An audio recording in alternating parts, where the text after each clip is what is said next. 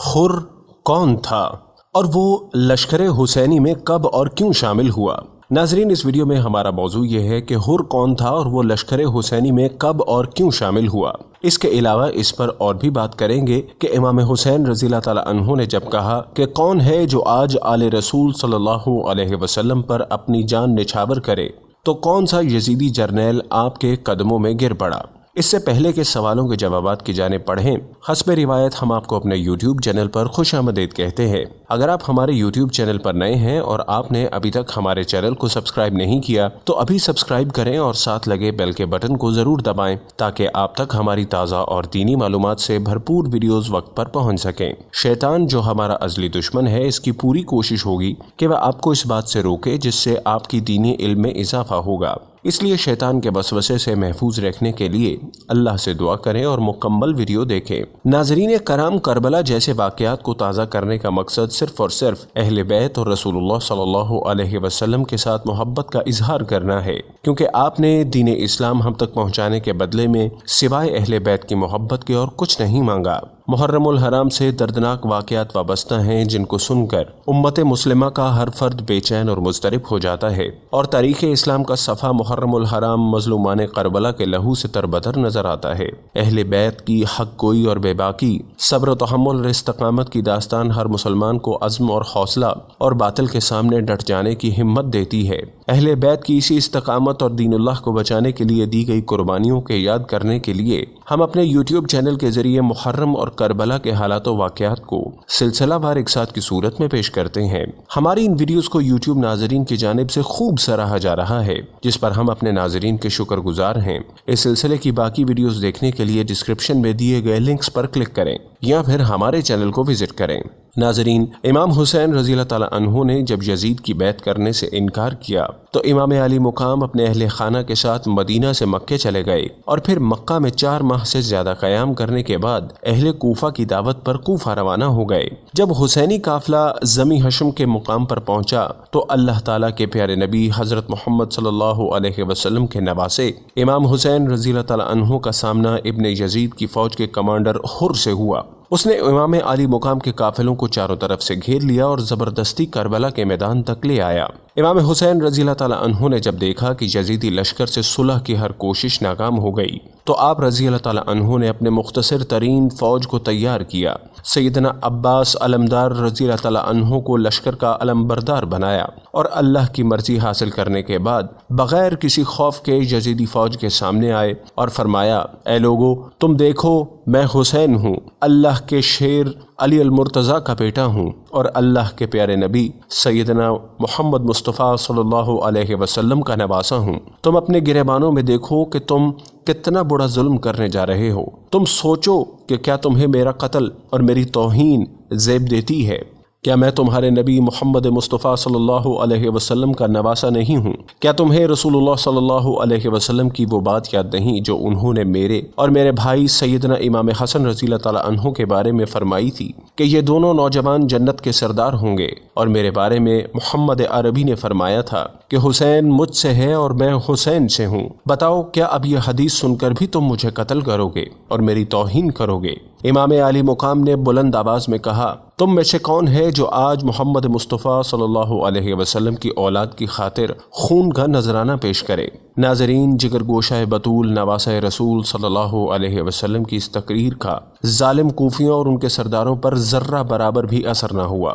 وہ تمام دولت اور دنیا کی محبت میں اس قدر اندھے ہو چکے تھے کہ انہوں نے حق کو پہچاننے سے انکار کر دیا اور باطل کے ساتھ کھڑے رہے۔ لیکن خر کو اللہ نے ہدایت دے دی۔ اس کی قسمت کا ستارہ ریگزار کربلا میں ایسا چمکا کہ تا ابد روشن ہو گیا۔ خر ایک جوان، بہادر، نڈر پہلوان اور طاقتور سپہ سالار تھا۔ کوفہ کے لوگ اسے کوفہ کا دلیر ترین انسان مانتے تھے۔ خر کو جب پتہ چلا کہ یزیدی لشکر تو امام علی مقام کو قتل کرنے کی نیت کر چکا ہے تو اس کے تن بدن پر لرزہ طاری ہو گیا۔ وہ اللہ کے ڈر سے کانپ اٹھا۔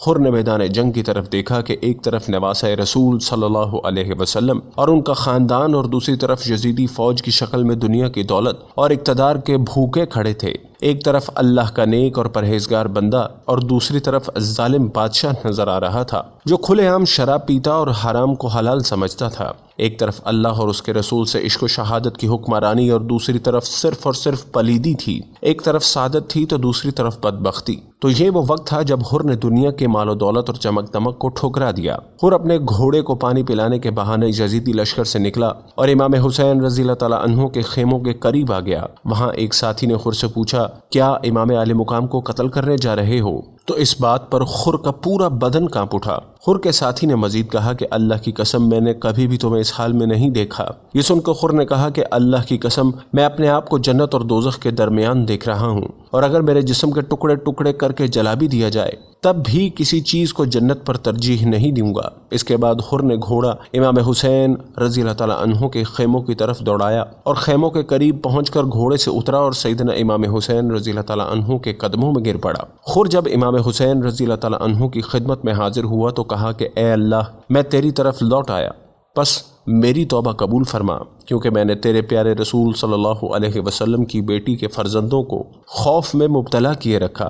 اس کے بعد سیدنا حسین رضی اللہ تعالیٰ عنہ سے کہا، میں اپنے کیے پر شرمندہ ہوں اور اللہ سے معافی چاہتا ہوں، کیا میری توبہ قبول ہو سکتی ہے؟ تو سیدنا امام حسین رضی اللہ تعالیٰ عنہ نے فرمایا، ہاں ہو سکتی ہے۔ اب حر کو اللہ کی طرف سے ہدایت مل چکی تھی، لیکن پھر بھی امام عالی مقام سے عرض کی کہ کوفہ آتے ہوئے سب سے پہلے میں نے آپ کو روکا تھا، اس لیے میں سب سے پہلے شہید ہونا چاہتا ہوں۔ اب یزیدی لشکر میری لاش سے گزر کر ہی آپ تک پہنچے گا۔ جب حر کو حضرت امام حسین رضی اللہ تعالیٰ عنہ کی طرف سے اجازت مل گئی تو حر امام علی مقام کے سامنے کھڑے ہوئے اور یزید کے بدبخت لشکر کی طرف رخ کیا اور ان سے کہا، اے اہل کوفہ، تم نے اللہ کے اس نیک بندے کو کوفہ آنے کی دعوت دی، اور جب یہ یہاں تشریف لائے تو تم نے انہیں اکیلا چھوڑ دیا اور تم نے اپنی تلواریں بھی انہی سے لڑنے کے لیے نکال لیں۔ اس سے بڑا ظلم یہ کیا کہ اللہ کے ان پیارے بندوں کی واپسی کی تمام راہیں بند کر دیں، اور یہ جانتے ہوئے بھی ان کا پانی بند کر دیا کہ یہ محمد مصطفیٰ صلی اللہ علیہ وسلم کے نواسے ہیں۔ اب اللہ قیامت کے روز تمہاری پیاس نہیں بجھائے گا، کیونکہ تم نے رسول عربی کی حرمت کا پاس نہیں رکھا۔ ناظرین، عقل سے آری یزیدی فوج حر کی باتوں کو مزید برداشت نہ کر سکی اور انہوں نے حر پر تیروں کی بارش کر دی۔ حر نے بھی بپھرے ہوئے شیر کی طرح حملہ کیا اور کئی یزیدیوں کا سر تن سے جدا کر کے اپنی تلوار کا حق ادا کیا۔ جب یزیدی فوج نے دیکھا کہ حر ان سے سنبھل نہیں رہے تو انہوں نے مل کر حملہ کیا، اور یوں حر امام حسین پر قربان ہو کر اللہ کے حضور سرخرو ہو گیا۔ اللہ سے دعا ہے کہ وہ ہمیں آل رسول کی زندگی سے نصیحت حاصل کرنے کی توفیق عطا فرمائے اور آپ کے اور میرے علم میں اضافہ فرمائے، اور ہمیں اسی طرح دینی علم سیکھنے، جاننے اور پھیلانے کی توفیق اور ہمت عطا فرمائے، آمین۔ میری اپنے تمام ناظرین سے گزارش ہے کہ وہ زندگی میں ایک مرتبہ قرآن حکیم کو ترجمہ اور تفسیر کے ساتھ لازمی پڑھیں اور اس پر غور و فکر کریں۔ سانحہ کربلا کے حالات و واقعات پر ہماری دیگر تحقیقی اور تفصیلی ویڈیوز دیکھنے کے لیے ڈسکرپشن میں دیے گئے لنکس پر کلک کریں یا پھر ہمارے یوٹیوب چینل کو وزٹ کریں۔ اگر آپ کو ہماری ویڈیو پسند آئی تو کمنٹ باکس میں اپنی قیمتی رائے سے ضرور آگاہ کریں، اور اگر آپ نے ابھی تک ہمارے یوٹیوب چینل کو سبسکرائب نہیں کیا تو ابھی سبسکرائب کریں اور بیل کے بٹن کو ضرور دبائیں تاکہ آپ تک ہماری نئی آنے والی ویڈیوز پہنچ سکیں۔ شکریہ۔